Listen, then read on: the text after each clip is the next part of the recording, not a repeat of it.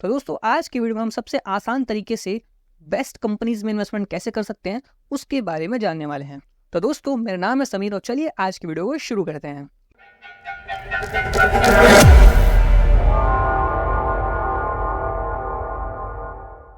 तो दोस्तों आज की वीडियो में हम बात करने वाले हैं वैल्यू फंड्स के बारे में। अब ये वैल्यू फंड्स क्या होते हैं? वैल्यू फंड्स ऐसे म्यूचुअल फंड्स होते हैं जिनका टारगेट ऐसे कंपनीज होती हैं जो फंडामेंटली बहुत ज़्यादा स्ट्रांग होते हैं, जो कि अभी रीजनेबल वैल्यू पर ट्रेड कर रहे होते हैं मार्केट में।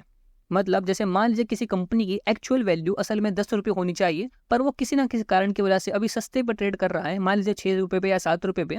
तो ये म्यूचुअल फंड्स यानी कि वैल्यू फंड्स ऐसे कंपनीज को कोशिश करते हैं फाइंड आउट करने की जिनकी वैल्यू अभी मार्केट में कम है, या फिर उन कंपनीज की फंडामेंटल यानी कंपनी के जो फाइनेंशियल्स है वो बहुत ज़्यादा स्ट्रांग है, जिससे ये कंपनी जो है लॉन्ग टर्म में मल्टी बैगर रिटर्न देने की पॉसिबिलिटीज रखता है। तो इसका मतलब वैल्यू फंड्स ऐसे फंड्स होते हैं जो लॉन्ग टर्म के लिए बेस्ट कंपनीज को फाइंड आउट करने की कोशिश करते हैं, जो लॉन्ग टर्म में इन्वेस्टर्स के लिए वेल्थ क्रिएट करके दें, जो कि हमारे रिक्वायरमेंट को पूरा करते हैं।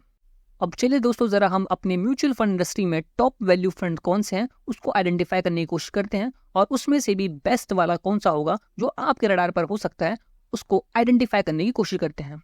तो दोस्तों मैंने यहाँ पे top 3 best performing value fund को सिलेक्ट करा है, और इन तीनों में से भी हम बेस्ट को आइडेंटिफाई करने वाले हैं कि इन तीनों में से बेस्ट वैल्यू फंड कौन सा होने वाला है। तो यहाँ पे सबसे पहला हमारा HSBC का वैल्यू फंड है, दूसरा हमारा ICICI प्रूडेंशियल का वैल्यू डिस्कवर फंड, और तीसरा है निप्पॉन इंडिया का वैल्यू फंड। तो ये तीनों ही हमारे वैल्यू कैटेगरी के फंड है, यानी कि ऐसे फंड्स जो कि ऐसे कंपनीज को आइडेंटिफाई करते हैं जिनकी वैल्यू अभी मार्केट में रीजनेबल है, अंडर वैल्यूड है, और जिनकी फंडामेंटली बहुत ज़्यादा स्ट्रॉन्ग है वो कंपनीज, और वो लॉन्ग टर्म में वेल्थ क्रिएट करने की पॉसिबिलिटीज रखते हैं। तो यहाँ पे सबसे पहले हम बात करते हैं कि AUM की, मतलब इस फंड ने अब तक इन्वेस्टर से कितना पैसा जुटाया है। तो यहाँ पे 12,000 करोड़ से ज़्यादा HSBC के पास AUM हो चुका है, ICICI का AUM 42,000 करोड़ को क्रॉस कर चुका है, और निप्पॉन इंडिया का लगभग 7,500 करोड़ के आसपास का AUM है। हम बात करते हैं अगर एक्सपेंस रेशो की, तो यहाँ पर हमारा ICICI का एक्सपेंस रेशो काफ़ी कम दिखाई दे रहा है कंपैरिजन में हमारे HSBC और निप्पॉन इंडिया, जो कि 1.58% है। एग्जिट लोड की बात करें, मतलब कि अगर आप एग्जिट करते हैं 1 साल से पहले तो यहाँ पर आपको 1% का चार्ज देना पड़ेगा। सेम यहाँ पर हमारे ICICI में भी है, अगर 1 साल से आप पहले निकलते हैं तो 1% की पेनल्टी होगी। अगर निप्पॉन में भी आप 1% की पेनल्टी लेगी अगर आप 1 साल से पहले निकलते हैं। पर आपको दोस्तों चिंता करने की जरूरत नहीं है, क्योंकि हम यहाँ पे हम लॉन्ग टर्म की इन्वेस्टमेंट की बात कर रहे हैं, तो हम 1 साल से पहले तो एग्जिट नहीं लेने वाले। हम बात करते हैं लॉन्ग पीरियड की, यहाँ पे कोई भी लॉन्ग पीरियड नहीं है, मतलब कि आप कभी भी जब चाहें अपना पैसा सारा का सारा विड्रॉ कर सकते हैं। यहाँ पे लिखा गया इंसेप्शन डेट, मतलब कि ये फंड शुरू कब हुआ था। तो यहाँ पे 2010 में शुरू हुआ था हमारा HSBC का फंड, 2004 में शुरू हुआ था हमारा ICICI का, और 2005 में शुरू हुआ था हमारा निप्पॉन का फंड। बात करें मिनिमम इन्वेस्टमेंट की, तो आप 5,000 से शुरू कर सकते हैं HSBC में इन्वेस्टमेंट, और ICICI के लिए आपको मिनिमम कम से कम 1,000 रुपये इन्वेस्टमेंट करना होगा, तभी आप इस फंड में एंट्री ले सकते हैं। निप्पॉन के लिए आपको जस्ट 500 रुपीज़ क्या नीड होगी।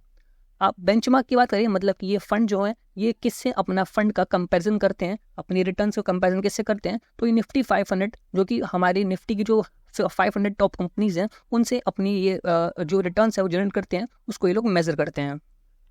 अब चलिए ज़रा दोस्तों हम इन तीनों ही फंड्स के ज़रा रिस्क और रिटर्न दोनों का एनालिसिस करते हैं कि किस फंड ने ज़्यादा रिस्क लिया है और किस फंड ने किस तरह का रिटर्न जनरेट करा है अपने रिस्क के अकॉर्डिंग। अगर हम लास्ट 1 ईयर की बात करें तो यहाँ पर HSBC ने लगभग 60% के आसपास का रिटर्न बनाया है, और सिमिलरली हमारे निप्पॉन ने भी लगभग 60% के आसपास का रिटर्न बनाया है, और यहाँ पे थोड़ा सा या फिर बोले तो हमें ज़्यादा कुछ ICICI पीछे रह गया है। और अगर अब 3 ईयर की बात करें तो यहाँ पे 27% का रिटर्न बनाया है हमारे HSBC ने, और उसको थोड़ा फॉलो करता हुआ हमारे निप्पॉन ने लगभग 26% के आसपास रिटर्न बनाया है, और फिर उससे थोड़ा कम हमारा ICICI ने बनाया है। 5 ईयर की बात करें तो यहाँ पर हमारा निप्पॉन ICICI जो है वो लगभग 22.95% के आसपास रिटर्न बनाया है, और इससे थोड़ा कम पॉइंट में ही हमारे HSBC और निप्पॉन ने भी लगभग 22% का आंकड़ा मतलब टच कर दिया है। 10 ईयर की बात करें तो यहाँ पर 19.29% का रिटर्न के साथ आउट परफॉर्म करा है हमारे HSBC ने। तो यहाँ पर हमें रिटर्न्स में तो दिखाई दे रहा है कि जो HSBC है वो ज़्यादातर ईयर्स के अंदर बाकी हमारे ICICI और निप्पॉन के फंड से आउट परफॉर्म कर रहा है। पर हम ज़रा कुछ रिस्क की बात करते हैं। हो सकता है ये जो रिटर्न हमें ज़्यादा दिखाई दे रहा है हमारे HSBC के अंदर, इसके लिए इन्होंने हो सकता है ज़्यादा रिस्क लिया हो, क्योंकि हम लोग जानते हैं इकोनॉमिक्स का एक बेसिक रूल कि higher the risk higher the return, मतलब अगर कोई फंड ज़्यादा रिस्क लेता है तो हो सकता है फिर वो ज़्यादा रिटर्न बना रहा हो।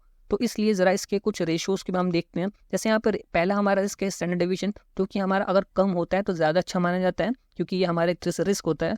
तो यहाँ पे सबसे कम रिस्क हमें दिखाई दे रहा है कि वो ICICI का सबसे कम रिस्क है, तो अभी आपने क्या समझा कि यहाँ पे रिटर्न में आईसीआईसीआई का रिटर्न कम क्यों है थोड़े इन दो फंड के मुकाबले, क्योंकि इसने यहाँ पे देखिए रिस्क भी बहुत कम लिया है।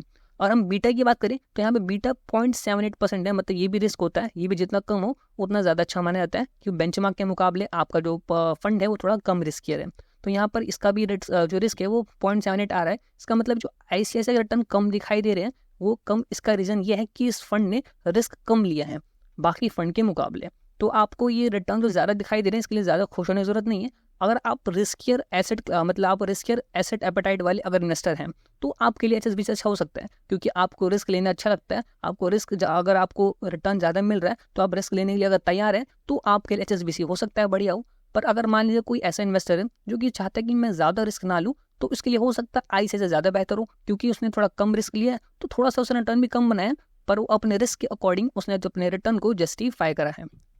अब चलिए जरा दोस्तों इनके हम कुछ अदर रेशियोज के ऊपर भी नजर मारते हैं कि इन तीनों फंड के अदर रेशियोज किस तरह के हैं। जैसे सबसे पहला हमारा शार्प रेशियो है, तो जितना ज़्यादा शार्प रेशियो होता है हमारा उतना अच्छा फंड माना जाता है। तो यहाँ पे शार्प रेशियो के मामले में हमारा जो आईसीआईसीआई है वो काफ़ी बेहतरीन दिखाई दे रहा है, जो कि 3.9 है, सबसे ज़्यादा शार्प रेशियो है। सॉर्टिनो रेशियो की बात करें तो ये भी जितना ज़्यादा होता है उतना ज़्यादा अच्छा फंड माना जाता है। तो यहाँ पे सॉर्टिनो रेशियो में भी सबसे ज़्यादा हमारा आईसीआईसीआई का ही सॉर्टिनो रेशियो दिखाई दे रहा है।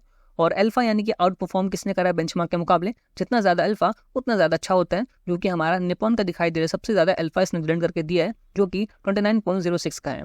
तो यहाँ पे कुछ रेशियोज़ के मामले में हमारा आईसीआईसीआई जो है काफ़ी अच्छा दिखाई दे रहा है। इसने रिस्क भी बाकी के मुकाबले कम लिया है, इसलिए थोड़ा इसका रिटर्न कम दिखाई दे रहा है। पर देखा जाए तो यहाँ पे आईसीआईसीआई की परफॉर्मेंस अपने रिस्क के मुकाबले काफ़ी अच्छी है और इसके रेशियोज़ भी काफ़ी अच्छे दिखाई दे रहे हैं। और अब हम जरा इनके तीनों ही फंड के पोर्टफोलियो पे भी नजर मारते हैं कि इन तीनों फंड का पोर्टफोलियो किस तरह का है। तो ज़रा हम इनके पोर्टफोलियो की तरफ बढ़ते हैं। तो यहाँ पर सबसे पहले हम ज़रा देखिए कि इनके टॉप होल्डिंग्स किस तरह के हैं।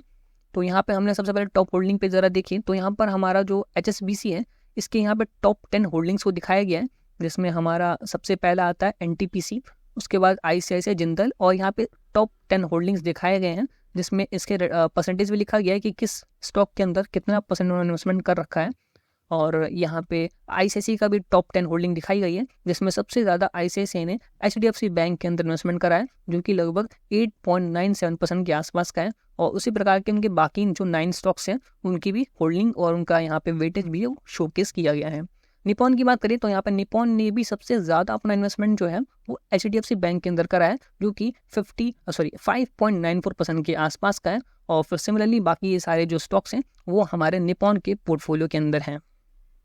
अब चलिए ज़रा दोस्तों हम सबसे आखिरी और लेकिन सबसे इम्पॉर्टेंट फैक्टर की बात करते हैं, जो कि इन फंड का आखिर फंड मैनेजर कौन है। तो यहाँ पर हमारा जो एचएसबीसी वैल्यू फंड है इसके फंड मैनेजर का नाम है वेणुगोपाल मंगट। ये जो वेणुगोपाल जी ये 2013 से इस फंड से कनेक्टेड है। तो 2013 से कनेक्टेड है, इसका मतलब ये है कि इस फंड को लगभग वो 11 साल से रन कर रहे हैं। इसका मतलब काफ़ी टाइम हो चुका है इनको इस फंड से जुड़े हुए। इसका मतलब उन्होंने काफ़ी सारे डिफरेंट मार्केट साइकिल देखे होंगे, इसका मतलब ये है। और इसका जो फंड की जो परफॉर्मेंस है वो भी काफ़ी अच्छी खासी आई है। जैसा इसका रिस्क है इसका रिटर्न भी उसी तरह का है।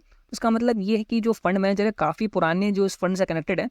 तो अगर कोई पुराना फंड मैनेजर एक फंड के साथ काफ़ी टाइम से कनेक्टेड है और उसकी परफॉर्मेंस भी काफ़ी अच्छी है, तो हम बोल सकते हैं कि शायद फ्यूचर में भी उसकी जो परफॉर्मेंस है वो इसी तरह से कंटिन्यू हो सकती है। अब आईसीआईसीआई की बात करें तो इसका जो फंड मैनेजर है वो है हमारे शंकरन नारायण जी, लेकिन ये अभी फिलहाल में ही इस फंड से कनेक्ट हुए हैं। 2021 में इन्होंने आईसीआईसीआई को ज्वाइन करा था, तो इन्होंने अभी फिलहाल में ज्वाइन करा है। पर इसकी परफॉर्मेंस की बात करें तो इस फंड जो है वो काफ़ी अच्छा परफॉर्म करता हुआ दिखाई दिया है। इन्होंने जब से कम रिस्क की बात करें तो यहाँ पर हमारा आईसीआईसीआई का सबसे कम रिस्क था, इसलिए इसका रिटर्न भी बाकी के मुकाबले थोड़ा कम भी है। निपॉन की बात करें तो यहाँ पर हमारे ध्रुमिल शाह जी हैं, जो कि लास्ट ईयर यानी 2023 में ही इस फंड से भी कनेक्ट हुए हैं, लेकिन इस फंड ने भी काफ़ी अच्छे तरीके से परफॉर्म करा है। इसने भी थोड़ा रिस्क ज़्यादा लिया है और जैसा रिस्क लिया है उसी की तरह इसने भी रिटर्न बना करके दिया है। तो दोस्तों अल्टीमेटली ये आपका डिसीजन है कि आप कौन से वाले फंड में इन्वेस्टमेंट करने के बारे में सोच रहे हैं। पर यहाँ पे हमने टॉप 3 वैल्यू फंड को यहाँ पे हमने कंपेयर करा और लास्ट डिसीजन आपका है कि आप किसके अंदर इन्वेस्टमेंट करने को सोच रहे हैं। तो दोस्तों आज की वीडियो में इतना ही, मिलते हैं नेक्स्ट वीडियो में। जय हिंद।